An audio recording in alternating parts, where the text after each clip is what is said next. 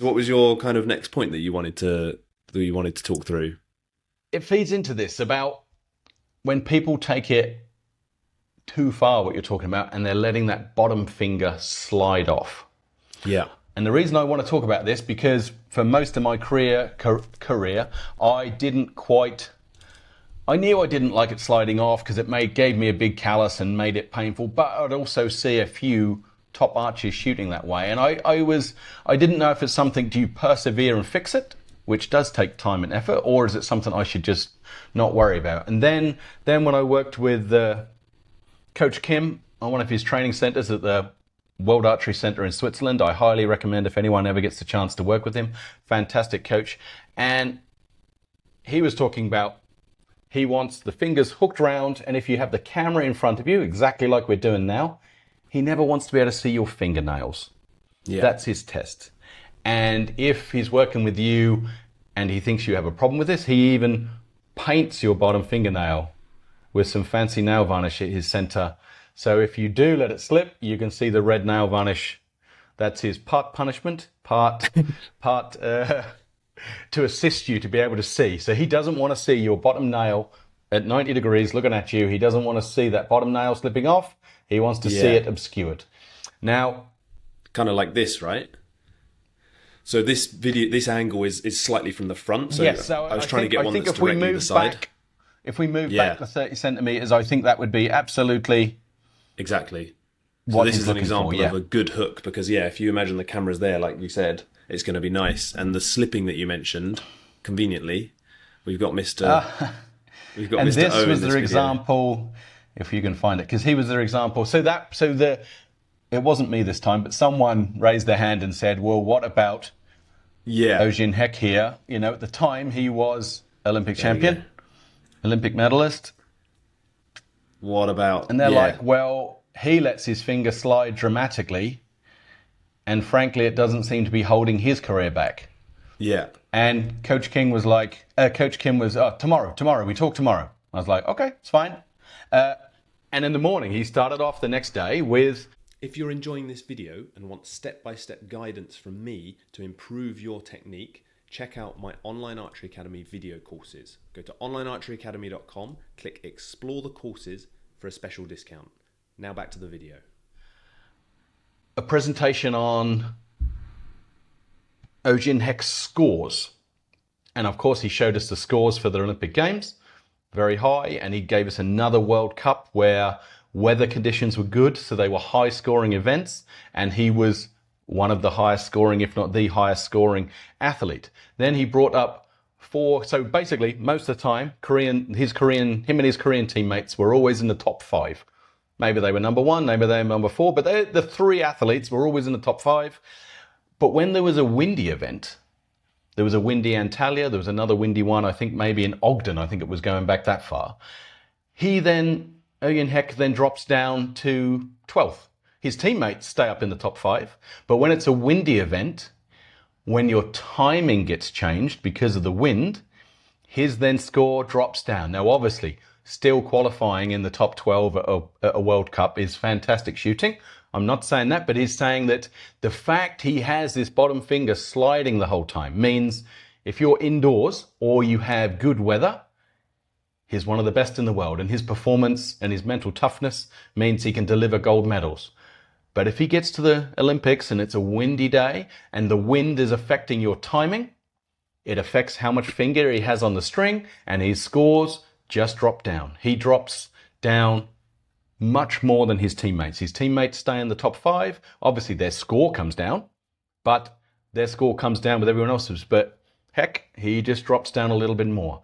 And that was the first time the penny had dropped to me to be like, oh, that's why you can have your finger sliding and win a gold medal one week, but I still want to spend time with my athletes trying to fix it.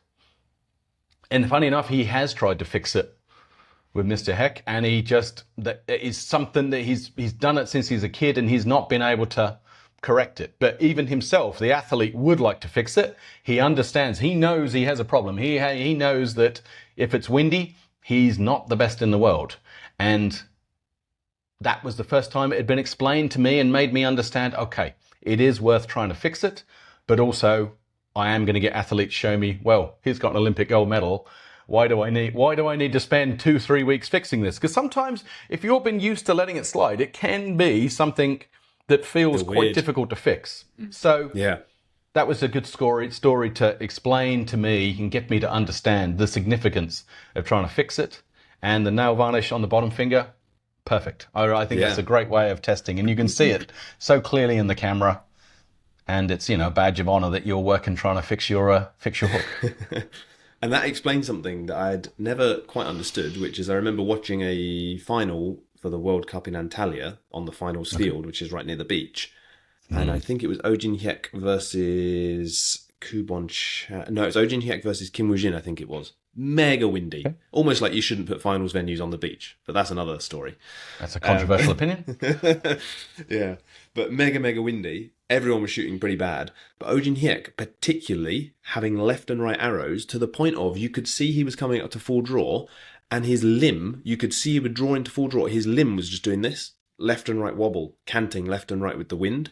A lot more than everyone else. And he would get, some shots would be fine, obviously, but he would be getting these wild left or right reds or sevens, or sometimes I'm not sure if there were some blues and stuff, and it was visible that he was struggling more with bow stability than everyone else, and also just with grouping, and that explains it. And I've always wondered why it was so difficult for him on that day, and that because when it's working for him, it's that feeling of it, the movement of that slipping with his feeling of expansion. That is his shot.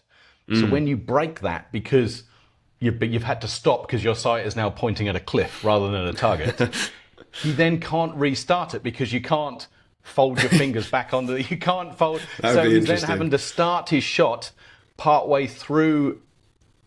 So that from the moment, and I was so grateful that Coach Kim took the time, because it's so easy as a coach just to tell someone to do something and move on, but to come back, show us the data, and explain to us why he wants people to shoot like this. No, valuable lesson, and I'm glad we've been able to share it here today. Yeah. It's me again here. If you don't want to join the courses just yet, but you want help from me, sign up to my free weekly newsletter by putting your email address in at onlinearcheryacademy.com and clicking join now. Or click become a member to join my online membership community, where you can get access to loads of exclusive content, plus ask questions directly for me to answer in Q&A sessions. So check that out if you want to. And now back to the video. And that brings me on nicely to my kind of final point, which is a little bit of a smaller one, I guess. It doesn't make as much difference, but thumb and pinky position. If people are struggling with their hook, one of the things with the hook is obviously you want to be able to get to the point at full draw where you have a nice snug anchor, and you've got the contact along your jawline, and maybe we can talk about that in a separate video, but essentially you want to get that nice anchor point. And if you've got the wrong positioning for your thumb and your pinky, particularly the thumb, I find is more the issue. The pinky, a lot of people can kind of just not think about it. You can kind of just let it hang. I don't think I ever gave it a moment's thought. Yeah. If someone is, anecdotally actually, if someone is struggling with that bottom finger slipping and you're really trying to stop it, making sure this pinky finger is curled will help that because they're connected. But other than that, it's not really that much to worry about. But the thumb, a lot of archers that I've coached, I've seen the thumb is maybe stuck out like this. Maybe it's kind of, some people have kind of like pulled it back and kind of tense, and then they end up getting into full draw and their whole hand is tense because of the thumb, and also it's blocked in their neck, so they can't actually get into a good anchor position. So on my website, I kind of give 3 different options for the thumb position. I say kind of just like loosely hanging, which is essentially like this, or straight like this, where you kind of use it as like under the jawbone, or maybe lightly touching the pinky finger. I don't really recommend doing this too much because of this meaty part gets really, you can see that it's quite hard, and then it's going to ram into your jaw. Can I come in here with, I know one of the questions we'll get following this is, so what's your view on putting the thumb on top of the platform and having the thumb as the top of your tab? Because that's the logical next thing people would ask you. Yeah. Ideally, for most archers, I'd like them to not have the platform and just have the thumb relaxed. If you are going to have the thumb on the platform, you'd have to put the platform really low to prevent you doing something like. And some of them do come like, some of them again sell that as their feature, and they sell that as their their way of distinguishing it from the sort of standard Cavalier tab is, oh, no, we can put your thumb on top of the platform. Yeah, instead. So I think that's better, but often it depends on your jaw shape. And what I would say is you need to try, maybe have a camera or whatever, put that at full draw and try. Okay, my thumb's on top of the platform. How does my anchor position look? Am I getting the secure fit that I want? And is my wrist relaxed? And then try it with the thumb just kind of loosely relaxed like this. Then try it with the thumb maybe touching the pinky. A lot of the issue comes from... Couldn't do that. I don't think I could shoot like that. I don't think a lot of people can. Just so I could... That feels like I'm compromising my hand so much. But I have got short fingers, so maybe that's... Yeah, I don't know, but the thing that it often comes down to that I've seen people is this, what I call the meaty part of the hand, the part that you would essentially put on the grip on the other hand. But if that is too tense and too kind of, too tense essentially and too kind of bunged up there, then it's going to hit you in the neck and you can't basically get a good position with your anchor. So that's the bit I think that I would encourage you to look at when people are looking at that thumb position. But I just wanted to give that as a kind of final point there. Yeah, absolutely. Good idea. And I want to add one little final point as well. Yeah. Because we were talking about the hook and I was talking about that callus in the middle here.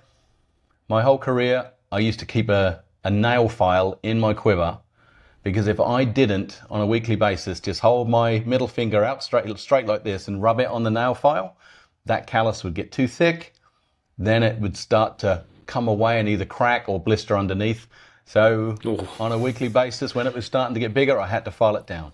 But generally speaking, the deeper hook gave me less calluses, all apart from that middle one there. Yeah, and having that maintenance, you do not want a cracked callus. You don't. If someone's watching and they haven't had one, good, but you won't be able to shoot for Buy a nail file, they're about $1. Yeah, exactly. Oh, that's been really good. I think that's cleared up a lot of things. Let us know in the comments as well if you've got any other questions about hooking or maybe a different part of the shot. But thank you for joining me again today, Mike. That's been really good. No worries. I really enjoyed that. Thank you, and we'll see you all in the next video.